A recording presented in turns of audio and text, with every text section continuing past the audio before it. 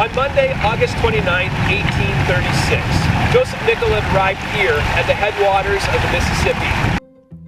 Although the Mississippi was discovered in 1673 by Father Jacques Marquette, it would take another century before explorers could safely track the river to its source. In 1798, English surveyor David Thompson came close, identifying Turtle Lake by Bemidji as the source.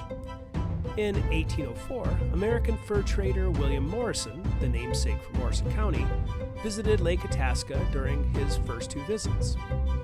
Next, American Army officer Zebulon Pike claimed Leech Lake, or Cass Lake, were the probable headwaters. 1820 saw famous explorer Lewis Clark also get to Cass Lake, but a member of his party was not convinced.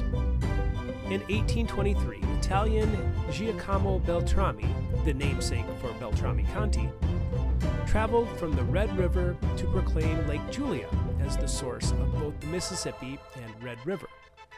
Finally, the disgruntled member of Clark's expedition, Henry Rowe Schoolcraft, traveled to the headwaters with Reverend Boutwell to proclaim Itasca as the origin of the Mississippi River. So what does the word Itasca mean? It is actually a combination of two words. The Latin word veritas, which means truth, and the Latin word caput, which means head. Together, it makes the phrase, the truth about the head. For Nicollet, scientific truth mattered, which is what he'd stake his reputation on. For Schoolcraft and others, they followed the flow of the water to Lake Itasca. But for Nicollet, who portaged over land thanks to an escort from Chief Flatmouth, he arrived by land, and thus was able to measure elevation. In the words of Professor Nicollet, I visited the whole of them, 5 feeder creeks, and amongst the latter, there is one remarkable above the others, inasmuch as its course is longer, and its water more abundant. This creek, Nicollet Creek, is truly the infant Mississippi, all others below it, feeders and tributaries. Today, scholars are actually divided between Nicollet's claim and Schoolcraft's claim. Why? Nicollet's headwaters are several miles south of Schoolcraft's claim, with a distinct hill as the highest elevation in the area.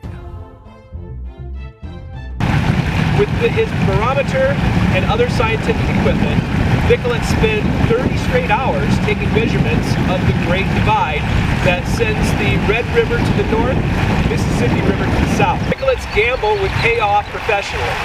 With elevation, latitude, longitude, Nicollet's map would attract the attention of the U.S. Corps of Engineers and would later fund expeditions. For Nicollet, he was also able to find personal resolution. Obsessed by Baron Lahontan's account of a place where the water flowed in all directions, Nicollet compared the headwaters of the Long River of the Mississippi, only to realize Lahontan and the sewer did not find their copper here. Also obsessed with Indian lore, Nicollet traveled to the islands, the Schoolcraft Island, perhaps to see if it was indeed the Turtle Island of the Seven Fires, or Spirit Island of the Dakota. What did he determine? He needed to keep looking, which he would do over the course of the next 3 years.